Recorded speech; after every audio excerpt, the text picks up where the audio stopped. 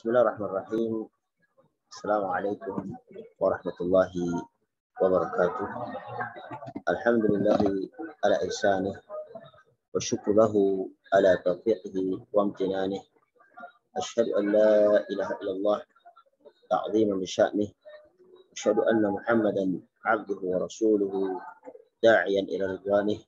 Salawatullahi alaihi wa ala alihi wa ashabihi wa ikhwanih.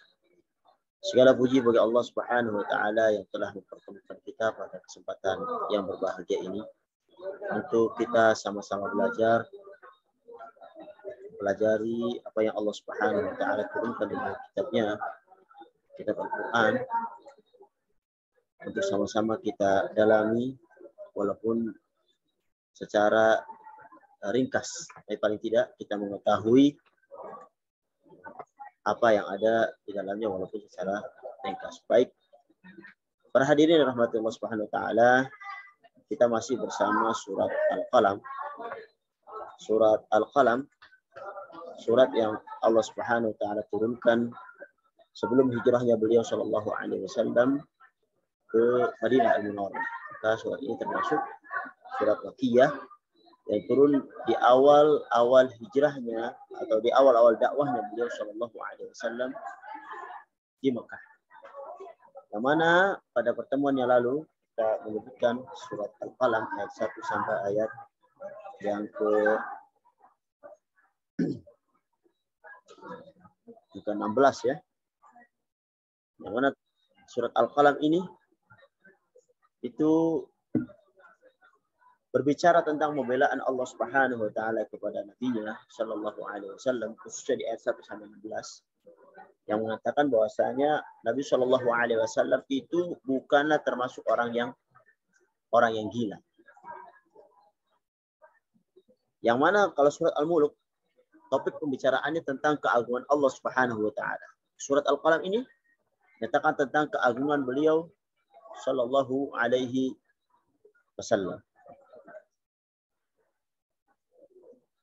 Yang Allah Subhanahu wa taala sendiri membela beliau sallallahu alaihi wasallam dan menyatakan bahwasanya yang menghina nabi itulah mereka yang gila, dan mereka akan mengetahui atas apa yang mereka perbuat kepada beliau sallallahu alaihi wasallam di akhirat kelak, dan di dunia pun mereka akan mengetahui. Surat ini diturunkan Allah Subhanahu wa taala untuk menjawab semua tuduhan kaum musyrikin itu, dan juga bercerita tentang hal-hal yang lain dalam ayat-ayat setelahnya berkenaan dengan Ashabul Jannah, yaitu orang yang memiliki kebun yang mereka mendapatkan dari ayahnya yang dermawan, tapi mereka setelah ditinggal oleh ayahnya, mereka mencoba untuk bakhil, tidak memberikan hak-hak fakir miskin, bahkan mencoba mengambilnya dengan sembunyi-sembunyi supaya orang-orang yang fakir miskin itu tidak mengetahui bahwasanya mereka sedang panen. Baik para hadirin yang rahmati Allah Subhanahu wa taala, kita baca ayat yang ke-17. A'udzu billahi minasy syaithanir rajim. Bismillahirrahmanirrahim. Inna balawnahum kama balawna ashabal jannati id aqsamu la yasrimunnaha musbihin wa la yastathnun fatafa 'alayha ta'ifun min rabbika wa hum na'imun فأصبحت كالصريم فتنادوا مصبحين أن اغدوا على حرثكم إن كنتم صارمين فانطلقوا وهم يتخافتون ألا يدخلنها اليوم عليكم مسكين وغدوا على حرد قادرين فلما رأوها قالوا إنا لضالون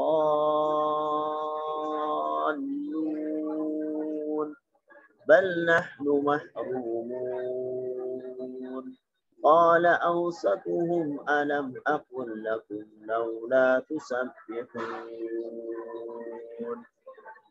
قالوا سبحان ربنا إنا كنا ظالمين فأقبل بعضهم على بعض يتلاومون قالوا يا ويلنا إنا كنا طاغين عسى ربنا أن يبدلنا خيرا منها إنا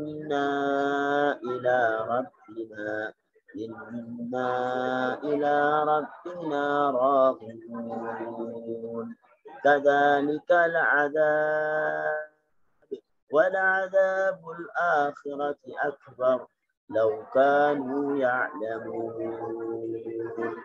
إن للمتقين عند ربهم جنات النعيم أفنجعل المسلمين كالمجرمين ما لكم كيف تحكمون أم لكم كتاب فيه تدرسون إن لكم فيه لما تخيرون أم لكم أيمان علينا بالغة إلى يوم القيامة إن لكم لما تحكمون سلهم أيهم بذلك زعيم أم لهم شركاء فليأتوا بشركائهم إن كانوا صادقين يوم يكشف عن ساق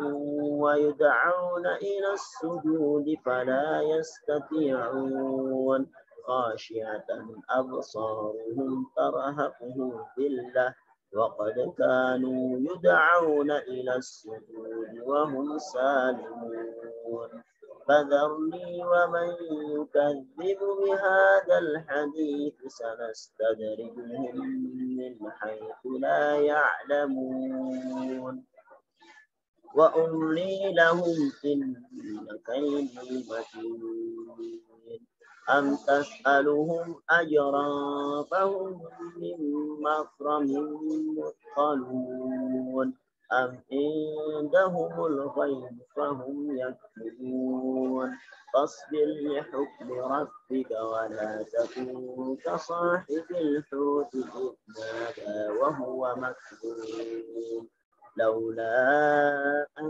تداركه نعمة من ربه لنبذ بالعراء وهو مكذوب فاجتباه ربه فجعله من الصالحين وإن يكاد الذين كفروا ليزلقونك بأبصارهم لما سمعوا الذكر ويقولون إنه لمجنون وما هو إلا ذكر للعالمين.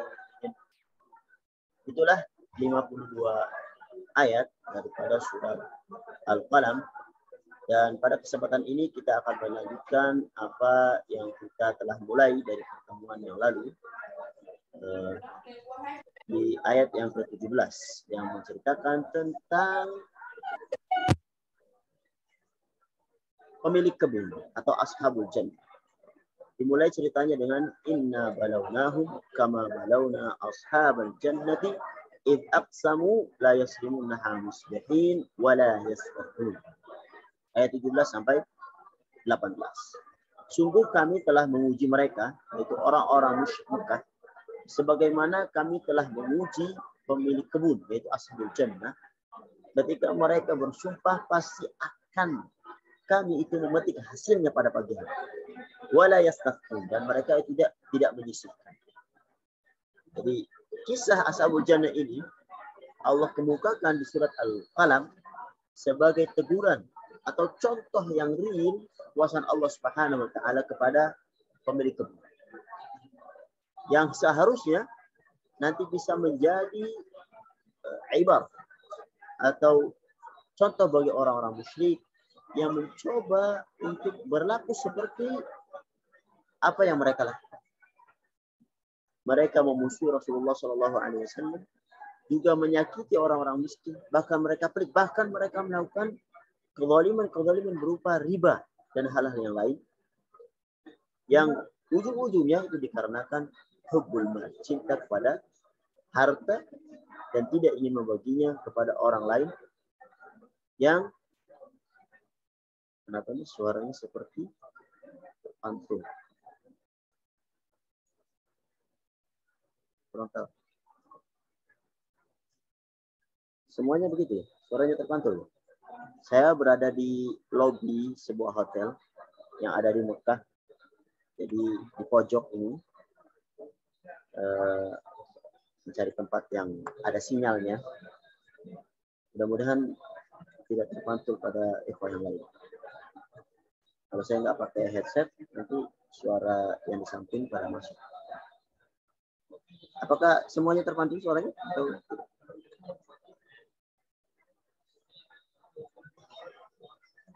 baik. Mungkin ini suara gema ya, gema daripada lobby hotel. Jadi pada ayat ini Allah Subhanahu wa taala memulai dengan kisah Ashabul Jannah yang mereka adalah suatu kaum yang Allah berikan kenikmatan, akan tetapi mereka tidak bersyukur. Sehingga Allah Subhanahu wa taala mencabut kenikmatan tersebut dari mereka. Dan di dalam buku-buku tafsir, Ashabul Jannah adalah sekelompok orang di Yaman yang disebutkan bahwasanya mereka itu mempunyai ayah yang saleh, ayah yang dermawan, yang mana ayah ini ketika memanen kebunnya, dia selalu menyisihkan sebagian hasil panenannya itu untuk diberikan kepada orang-orang miskin. Tapi ketika ayah mereka meninggal dan jatuhlah hak kepengurusan daripada kebun itu kepada mereka, kepada anak-anaknya, mereka itu tidak melanjutkan kebiasaan baik ayahnya. Bahkan mereka bersifat bakhil, pelit.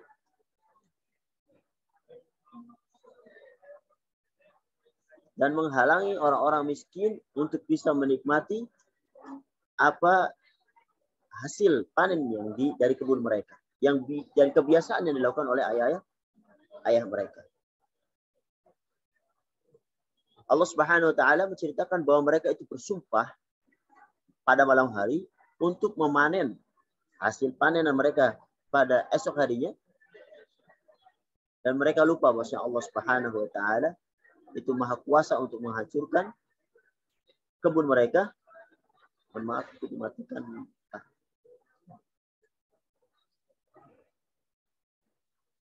Allah mengatakan wala yastafnun, mereka tidak menyisihkan. Sebagian ulama menyatakan wala yastafnun, mereka tidak mengucapkan insyaallah. Sebagian lain menyebutkan bahwasanya wala yastafnun itu mereka tidak menyisihkan sebagian dari hasil panen mereka untuk orang miskin. Karena apa? Karena kecintaan mereka yang berlebih kepada harta menyebabkan mereka menjadi kikir dan pelit. Makanya fatafa 'alaiha ta'ifun min rabbika wa hum na'imun. Lalu kebun itu ditimpa bencana yang datang dari Allah Subhanahu wa taala ketika mereka naik, mereka tidur. Jadi ketika mereka tidur pada malam hari untuk memanen hasil panennya pada esok hari, Allah Subhanahu wa taala mengirimkan azab pada kebun mereka, ta'ifun, yaitu sesuatu yang mengelilingi. Sebagian menafsirkan bahwasanya malaikat Jibril datang memberi bencana. Sebagian yang lain menafsirkan bahwasanya api yang dikirimkan Allah Subhanahu wa taala untuk menghancurkan kebun mereka, sehingga terbakar seluruhnya tanpa tersisa sedikit.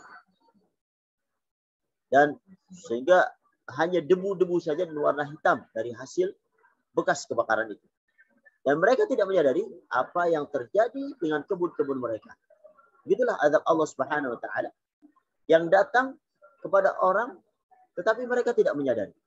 Sebagaimana firman Allah di Quran surat Al-A'raf misalnya ayat 97 sampai 98, afa amina ahlul qura ayyatiyahum ba'suna bayatan wa hum naimun aw amina ahlul qura ayyatiyahum ba'suna duhan wa hum yal'abun.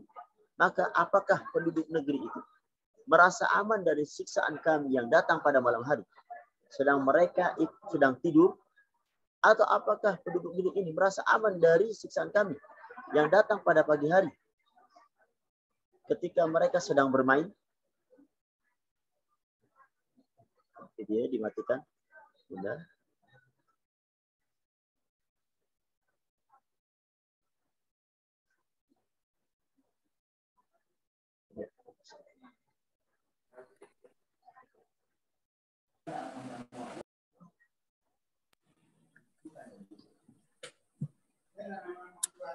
Allah Subhanahu wa ta'ala fa asbaha kasari. Baik, pas kalian melihat video dimatikan, maaf. Pak Edawati.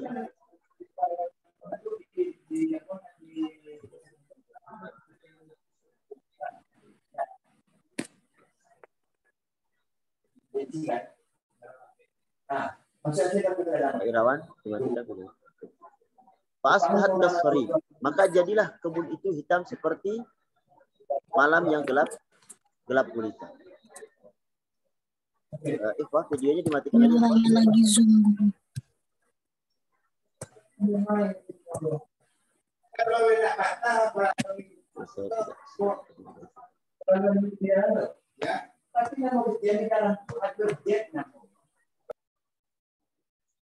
Barangkali Mas Cuman, kalau ada yang video atau suaranya hidup bisa dimatikan. Asbahat kasori, maka jadilah kebun hitam itu, kebun itu hitam seperti malam yang gelap gulita. Jadi kebun tersebut telah menjadi debu hitam karena telah terbakar habis. Kemudian Allah lanjutkan, fatanadaw musbihin an ikhdu ala harthikum in kuntum sarimin fantalaqu wa hum yatakhafatun alla yadkhulannaha al-yawma 'alaykum miskin. Lalu mereka saling memanggil di pagi hari. Pergilah pagi-pagi mereka itu ke kebun mereka. Pergilah pagi-pagi ke kebunmu jika kamu hendak memberi hasil. Maka mereka pun berangkat sambil berbisik-bisik supaya tidak terdengar oleh orang-orang miskin. Pada pagi hari ini jangan sampai ada orang yang miskin masuk ke dalam kebun. Masya Allah. Ketika tiba pagi hari, mereka saling bersemangat untuk membangun satu dengan yang lainnya untuk memanen hasil kebun mereka. Mereka pun dengan semangat berangkat ke kebun sambil berbisik-bisik di antara mereka bahwa jangan sampai ada satu orang miskin pun yang mendapat bagian dari hasil panen tersebut. Kalau kita mau gambarkan situasi ini, seolah-olah ini ada dua visualisasi. Yaitu yang pertama, bahwasanya Allah Subhanahu wa taala menggambarkan kepada kita bahwa orang-orang pemilik kebun ini itu mereka berjalan sambil berbisik-bisik. Dan yang satunya lagi, Allah Subhanahu wa taala menggambarkan kepada kita tentang kebunnya yang telah habis terbakar api. Jadi seakan-akan kita melihat bagaimana mereka menertawakan orang-orang miskin yang berusaha untuk mendapatkan sedikit daripada hasil kebun mereka.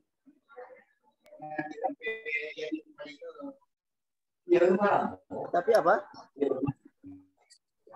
Tetapi mereka karena kikirnya mereka tidak kasih untuk orang-orang miskin. Di sisi lain, Allah Subhanahu wa taala mempertawakan mereka, dan kita mengetahui itu dari cerita yang pertama bahwasanya kebun mereka itu ternyata sebelum mereka datang telah habis ludes terbakar karena dihancurkan Allah Subhanahu wa taala. وَأَدَوْا عَلَى حَرْضٍ قَادِرِينَ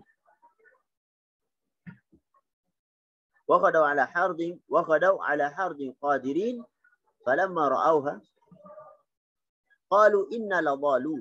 Dan berangkatlah mereka pada pagi hari dengan niat menghalangi orang-orang miskin. Padahal mereka mampu untuk menolong. Maka ketika mereka melihat kebun itu, mereka berkata, sungguh kita ini benar-benar orang yang tersesat atau salah jalan.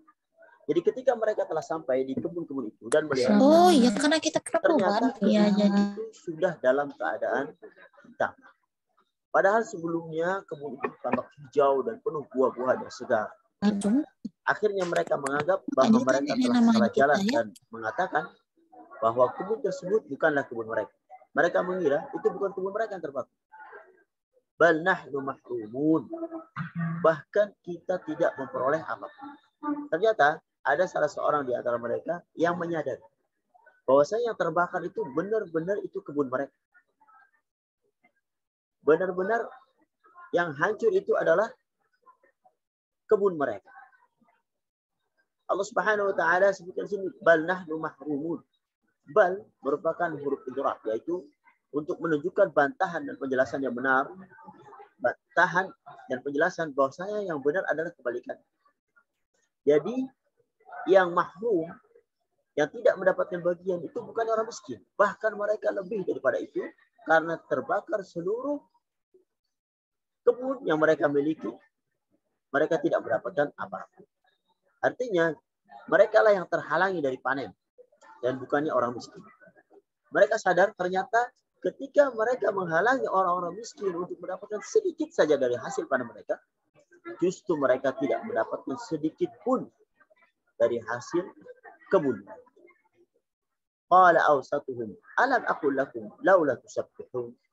Berkatalah seorang yang paling bijak di antara mereka, bukankah aku telah mengatakan kepadamu, mengapa kamu tidak bertasbih kepada Tuhan?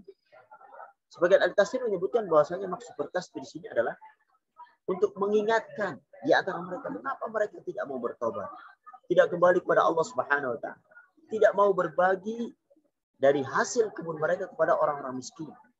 Lihatlah apa yang terjadi. Bukan saja orang miskin tidak mendapatkan, bahkan mereka lebih tidak mendapatkan. Yang seharusnya kalau seandainya kita keluarkan sedikit saja untuk miskin, maka yang banyak itu akan menjadi milik mereka dan mereka akan menikmatinya. Tapi sekarang dikarenakan kepelitan mereka,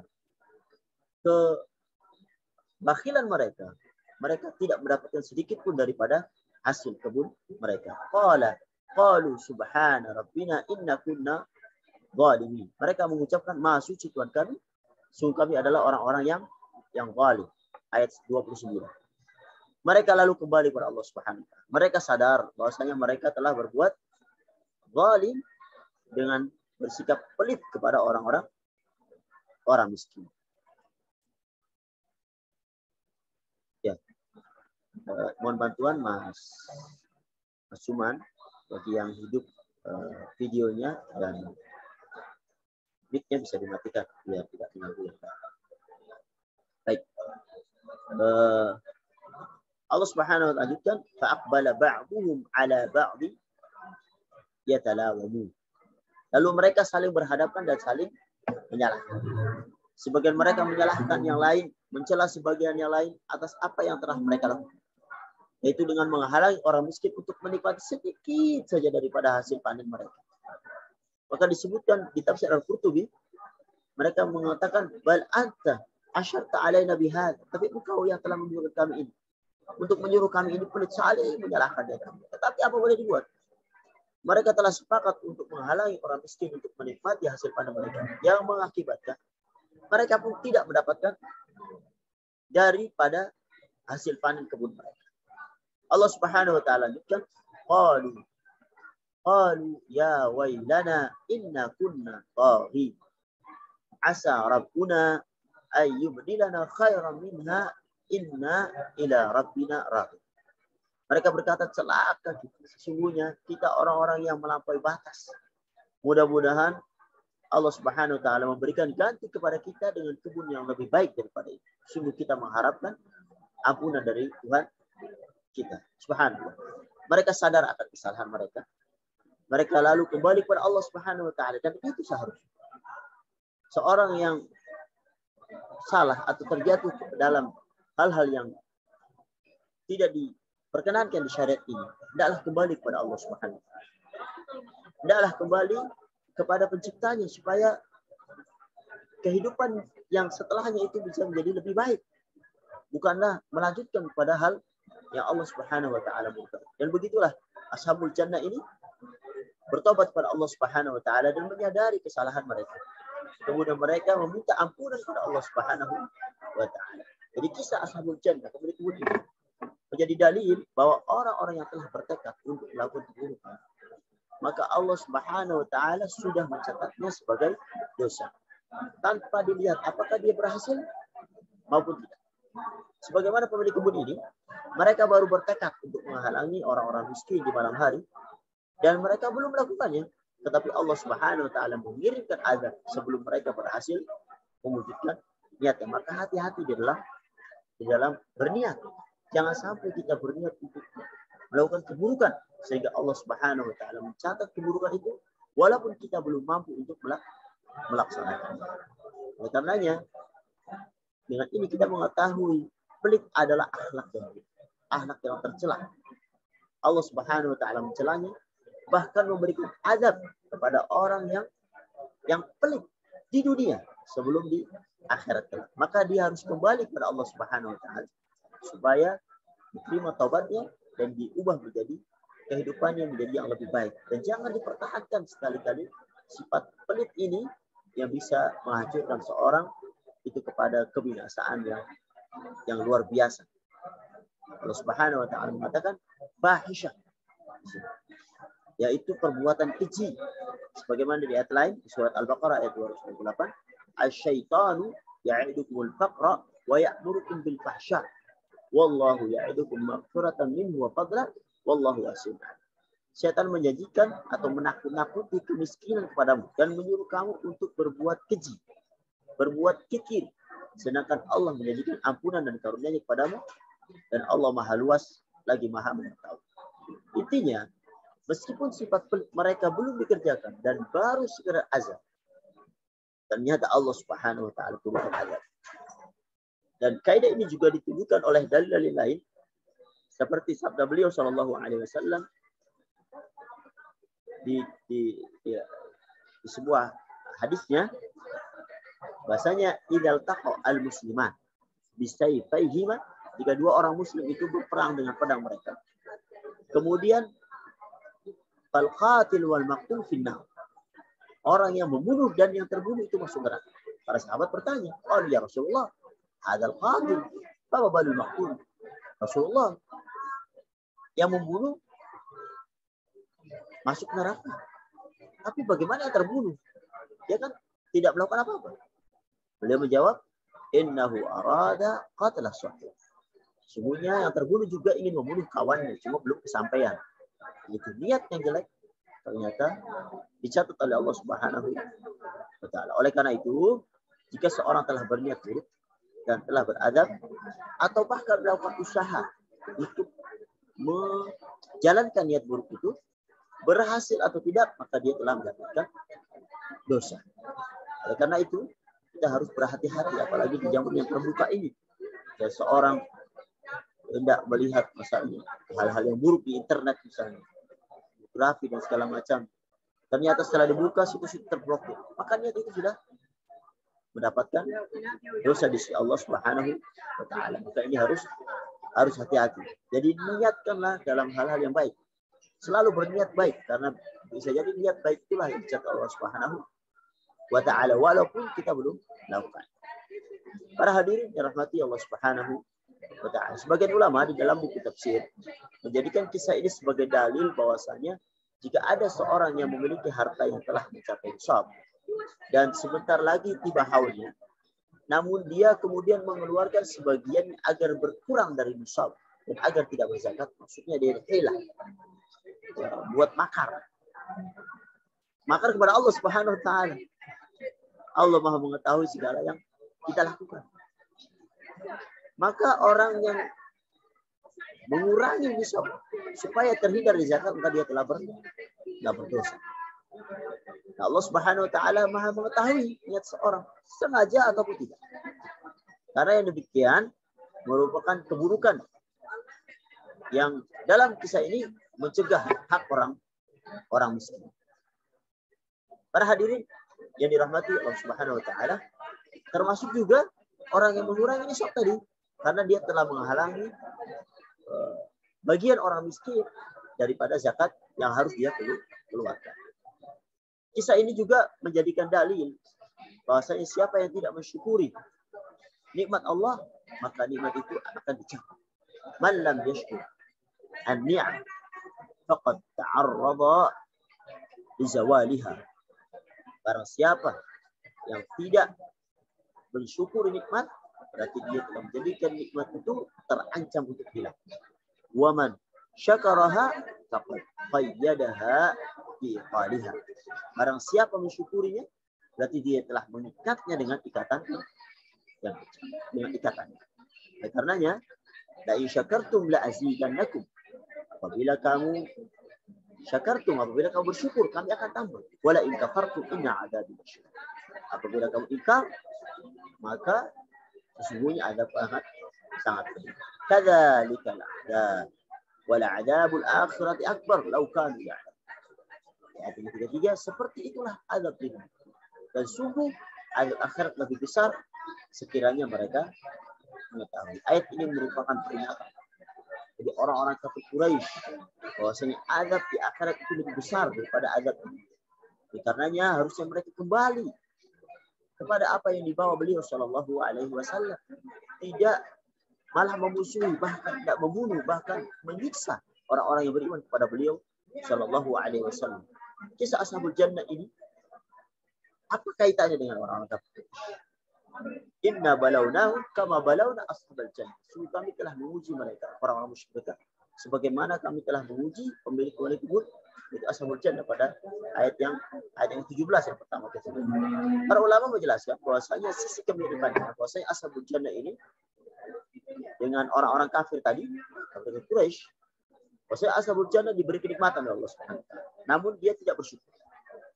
Adapun orang-orang kafir Quraisy juga diberi kenikmatan dengan diutusnya beliau Shallallahu Alaihi Wasallam. Namun mereka tidak mensyukuri. Di antara kenikmatan yang lain yang diberikan Allah Subhanahu Wa Taala kepada kafir Quraisy yaitu keamanan di kota Mekah. Wa amanahum min khauf, amanu min ju' li ila Quraisy ila fi hudata syita'i wa sayf falyabudu rabb hadzal bait alladzi at'amahum min ju' wa amanahum min khauf. Kenikmatan keamanan, kenikmatan daripada jauh dari ketakutan. Harusnya disyukuri dengan menyembah Rabbnya hadzal bait, yaitu Allah Subhanahu wa taala. Mereka diberi kemudahan dalam perdagangan karena orang-orang datang, semakin banyak orang berdatang, di situ ada kesempatan untuk berdagang yang membuat mereka untung tanpa mereka harus keluar dari Mekah. Dan itu yang terjadi sekarang. Nah, saya alhamdulillah sekarang berada di Mekah. Kita bisa melihat dan orang-orang misalnya umrah bisa melihat bagaimana perdagangan di Mekah itu dengan datangnya banyak orang membutuhkan ini dan itu orang-orang sudah menyediakan apa yang mereka butuhkan, mereka mendapatkan hasil tanpa harus mereka keluar. Bahkan mereka bisa mengerjakan orang-orang lain di sini sehingga ekonomi itu berjalan dengan baik tanpa mereka bersusah payah. Tetapi mereka tidak bersyukur dengan adanya Ka'bah al-Musyarrafah yang mengakibatkan orang-orang itu mendatanginya, mereka tidak bersyukur. Sehingga Allah Subhanahu wa taala berikan teguran dengan contoh yang real yaitu ashabul jannah.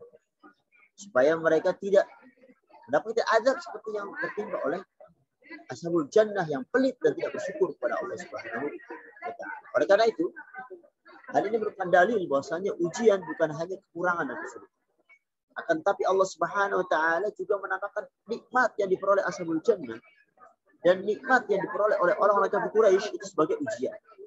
Jadi nikmat kesehatan, nikmat kenikmatan, keamanan dan lain sebagainya termasuk ujian. Barang siapa bersyukur maka nikmat itu akan tetap. Barang siapa yang kufur atau menggunakan nikmat itu tidak sebagaimana mestinya, maka dia akan diazab oleh Allah Subhanahu wa taala dengan azab yang pedih.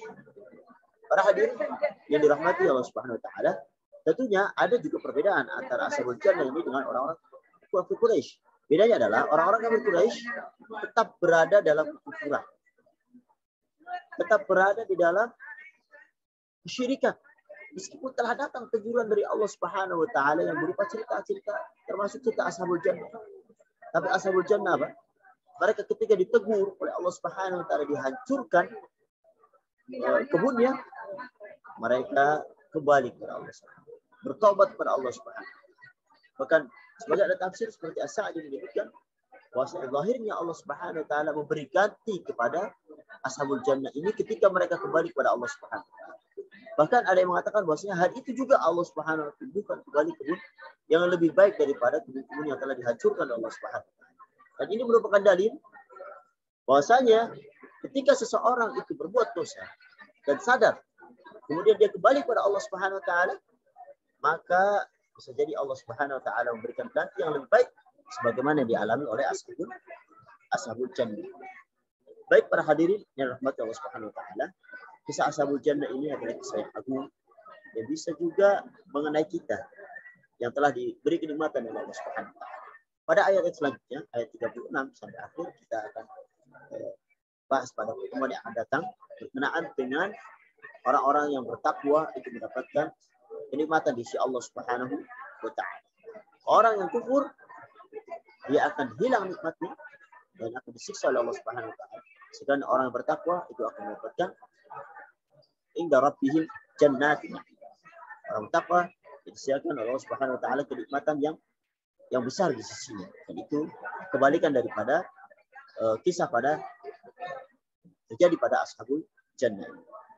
Para hadirin yang rahmati Allah Subhanahu wa taala, kita cukupkan sampai sekian dan mudah-mudahan kisah ashabul jannah ini juga menjadi contoh bukan saja untuk orang-orang kafir Quraisy, tapi Al-Qur'an secara umum dia adalah teguran bagi kita, teguran untuk kita. Dan Al-Qur'an ini bukan untuk orang lain. Kita mempelajarinya untuk kita mengetahui bagaimana posisi kita dari orang-orang yang Allah ceritakan di dalam Al-Quran. Yang mana mereka dengan ketidaktaatannya kepada Allah Subhanahu wa taala, bersikap pelit, bersikap kikir, mereka dihancurkan. Tapi ketika mereka kembali, mereka diberi kenikmatan dari Allah Subhanahu wa taala. Oleh karena itu, barang siapa atau di antara kita misalnya terkena penyakit ini, penyakit pelit, kikir, medit, dan nama-nama yang lainnya, hendaklah kita bertobat kepada Allah Subhanahu wa taala. Jangan menunggu azab. Jangan menunggu azab. Bahkan ada yang mengatakan, itu kok orang-orang kafir diberi nikmat yang besar, uang yang banyak, kedudukan yang tinggi, bisa menguasai, tapi kok tidak ada azab. Jangan salah. Bahwasanya ada istilah istidraj. Istidraj adalah seorang itu seolah-olah diberi kenikmatan, tetapi melakukan maksiat. Digunakan nikmat untuk maksiat, tapi dia selalu diberi oleh Allah Subhanahu wa taala. Supaya apa? Supaya hilang seluruh kebaikannya, selalu diberi sehingga pada saat yang tepat Allah hancurkan dia dan tidak ada kebaikan sedikit pun yang tersisa dari. Jadi kalau kita melihat orang-orang yang berada dalam kenikmatan, tetapi dia melakukan maksiat pada Allah Subhanahu wa taala, dan ternyata semakin kaya, ingat, sana ada istidraj. Dibiarkan oleh Allah Subhanahu wa taala sampai pada waktunya dihancurkan dan kebaikan tidak ada sedikit pun di dirinya sehingga memudahkan untuk dimasukkan ke nerakanya Allah Subhanahu wa taala tanpa perlu banyak dihisab. Oleh karenanya para hadirin rahmat Allah Subhanahu wa taala, kisah ashabul jannah ini memberi pelajaran kepada kita untuk menjauhi sifat kikir. Karena sifat kikir disebut Allah al-fahsya, sifat yang keji yang harus kita jauhi. Sadarilah bahwa apa yang kita berikan kepada orang miskin itu pada hakikatnya itulah harta kita. Harta yang tersimpan karena nikmat itu ada 3. Yang kita makan, yang kita pakai, rezeki kita itu yang kita makan, yang kita pakai, dan yang kita sedekahkan. Yang itulah yang menjadi simpanan untuk kita. Sedangkan makanan yang kita makan hancur, hilang. Pakaian yang kita pakai dia akan lusuh. Tapi yang kita keluarkan itulah yang akan kekal dan akan menemani kita ketika Allah Subhanahu wa taala memisahkan jasad dari ruh kita.